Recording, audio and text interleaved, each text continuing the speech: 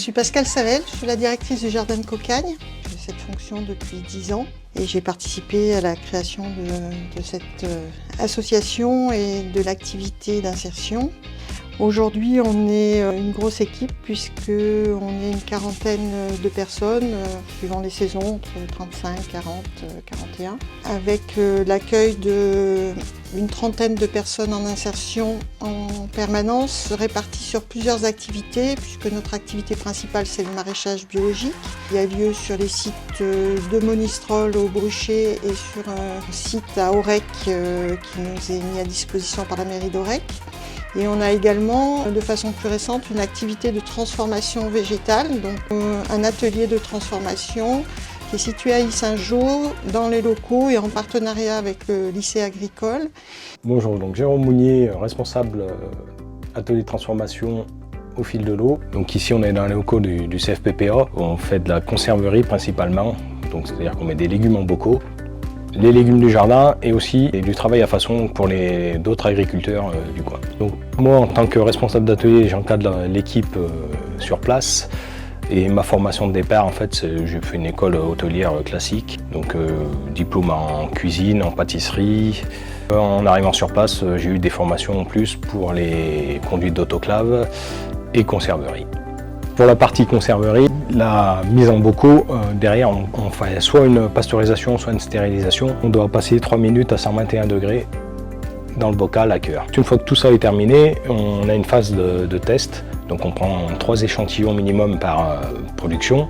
On en met une à 37 degrés, une à 55 et une en témoin à température ambiante pendant une semaine. Donc on voit l'évolution qu'il y a, donc il ne doit pas y avoir de déformation, de fuite de poux, des choses comme ça. Et ensuite on fait une mesure de contre-pression dans le pot en fait, avec un appareil. Et derrière on fait des tests au niveau du pH. Les 3 échantillons doivent avoir le même pH à plus ou moins 0,5 on va dire. Ça définit qu'il n'y a aucune bactérie, aucune levure qui est encore vivante et qui modifie le produit.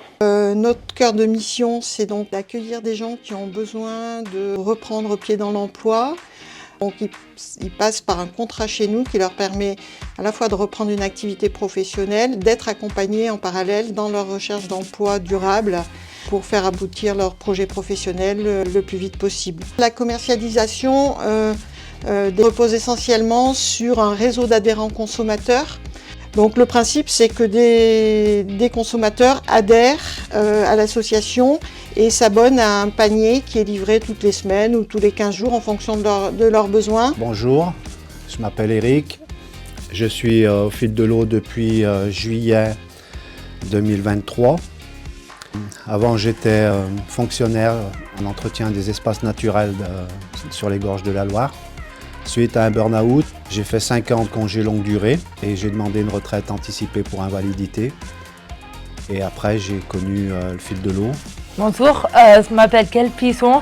C'était femme de ménage. Après, j'ai fait des postes intérim.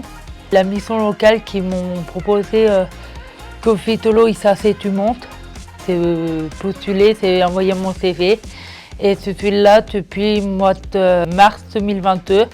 Il y a étape récolte, lavage, pesage et après préparation des paniers. Poids, tout réparti et suivant les légumes de saison. Bonjour, je m'appelle Jean-Benoît, tout le monde m'appelle JB ici. Je suis arrivé début juillet 2023. Je suis ingénieur technico-commercial, j'ai travaillé 10 ans à l'étranger. L'assistante sociale qui suivait mon dossier m'a parlé des jardins de Cocagne. Les clients qui, comme le disaient mes collègues tout à l'heure, sont des fidèles et on va dire le font principalement par l'intérêt parce que c'est de la culture bio et aussi parce qu'ils apportent leur soutien au jardin de Cocagne globalement.